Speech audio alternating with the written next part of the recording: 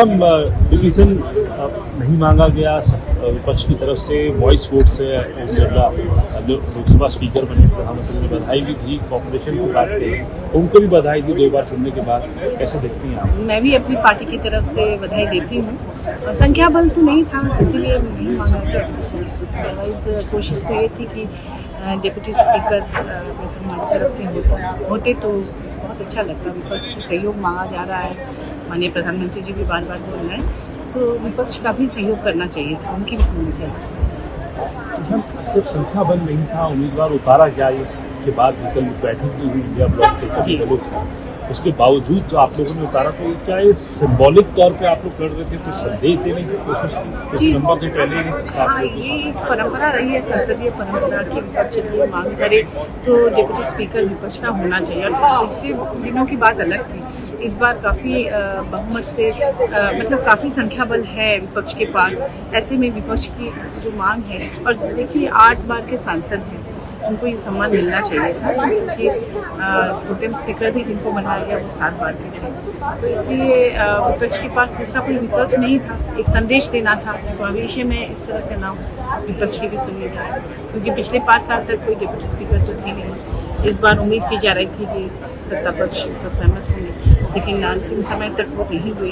तो विपक्ष तो बधाई देंगे ही, राहुल गांधी जी ने भी बधाई दी, अखिलेश जी ने। अभी डिप्टी स्पीकर के लिए आप लोगों को उम्मीद है? कुछ कहा नहीं जा सकता है, देखिए उम्मीद पर ही दुनिया चलती है, और अगर विपक्ष का सहयोग सत्ता पक्ष चाहेगी कि सुचारू रूप से पार्लियामेंट चले और साथ मिलकर देश के हित में काम हो, तो सत्ता पक्ष को भी विपक्ष का सहयोग करना चाहिए। पिछले दिनों आपने देखा कि मणिपुर मुद्दे पर जब विपक्ष वॉकआउट कर रही थी, उस समय कितने महत्वपूर्ण बिल्स को पारित कर दिया गया आनंद फानन में, ताकि विपक्ष का विरोध ना हो। तो सत्ता पक्ष भी नहीं चाहती है कि विपक्ष वहाँ उपस्थित रहे सदन के अंदर। पिछले दिनों तो यही देखने को मिला कि बहुत जैसे फॉरेस्ट कंजर्वेशन बिल और ये सारे तमाम बिल ऐसे समय में पारित किया गया जब सत्ता पक्ष विपक्ष इसके लिए मणिपुर मुद्दा और कई मुद्दों पर लेकर लड़ाई लड़ रही थी। दिल्ली ऑर्डिनेंस पर भी देखा आपने। राहुल गांधी को एलओपी जो है चुना गया है, इस तरीके से जेएमएम देखती है? देखिए, इंडिया गठबंधन में कांग्रेस है, और झारखंड में तो आप जानते हैं कि कांग्रेस और राजद के साथ हमारी सरकार चल रही है। आने वाले दिनों में भी हम लोग विधानसभा जीतेंगे, क्योंकि नवंबर दिसंबर में चुनाव हो, और तीनों मिलकर हम लोग वहाँ पर अच्छा काम भी हो रहा है, जनता बहुत खुश है। इस बार का रिजल्ट भी पहले से बहुत अच्छा रहा, तो इसलिए हम लोग स्वागत करते हैं उनका। और वो बहुत मैच्योर पॉलिटिशियन है। पिछले दिनों सत्ता पक्ष ने या भाजपा ने जिस तरह से कई बार मजाक बनाने की कोशिश की थी, उन्होंने खुद साबित भी कर दिया है। पूरे देश में जो यात्राएं निकली और जो जन सैलाब उमड़ा और उसका लाभ इंडिया गठबंधन को मिला, तो बहुत अच्छी तरह से संभाल लेंगे, ऐसा हम उम्मीद करते हैं। और कई महत्वपूर्ण पदों पर भी वो रहेंगे, इसके नेता होने के नाते, नेता प्रतिपक्ष होने के नाते, जैसे सीबीआई वगैरह जो भी महत्वपूर्ण पद है, तो उसमें उनकी भागीदारी होगी। इससे विपक्ष के लिए ये अच्छा है, क्योंकि जब नहीं थी उपस्थिति तो उससे कई नुकसान भी विपक्ष को हुआ था पिछले दिनों। से लोकसभा स्पीकर हुए हैं ओम बिरला जी को, कैसे देखते हैं? सबसे पहले मैं ओम बिरला जी को बधाई देना चाहूँगी, क्योंकि उनको ये दूसरा काम होगा, और इतिहास में ये भी लिखा जाएगा कि उनके खिलाफ एक प्रतिद्वंदी था।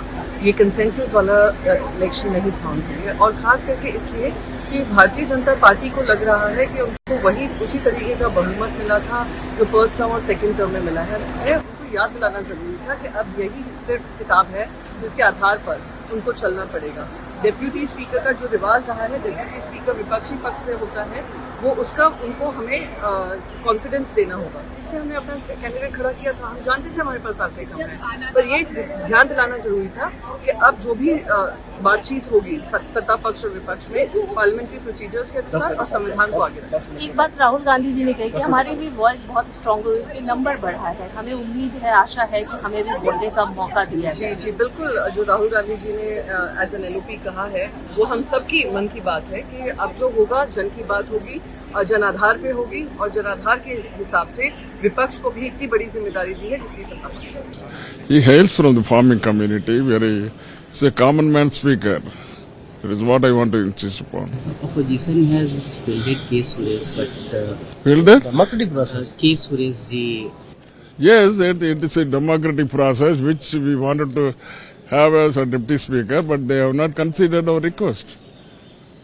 Since they have not considered, because we want to protest, only to show our anger and the protest, we have fielded a candidate. It is a democratic process, no? Okay. हाँ, अच्छा किया उन्होंने बलराम झाकड़ जी का नाम ले लिया। वो राजस्थान से एमपी थे और ये भी राजस्थान से, ये नहीं बताया उन्होंने। दोनों बार लगातार हुए हैं, तो वो तो सहमत है। और जहां तक चुनाव की बात है, हमने जब परंपरा तोड़ी गई लोकतंत्र की, तो हमने परंपरा के निर्वाह करते हुए लोकतांत्रिक ढंग से अपना विरोध दर्ज कर दिया कि डिप्टी स्पीकर अपोजिशन का राइट आपने नहीं दिया। अगर नहीं दिया तो हम निश्चित रूप से इसका पालन करेंगे, और हमने अपना विरोध दर्ज कर दिया। जहां तक डिवीजन मांगने का, तो सत्ता पक्ष ने डिवीजन क्यों नहीं मांगा? सत्ता पक्ष के सहयोगियों ने डिवीजन क्यों मांगा? वो तो एक सदस्य खड़ा हो जाए, डिवीजन मांग ले तो डिवीजन हो जाए।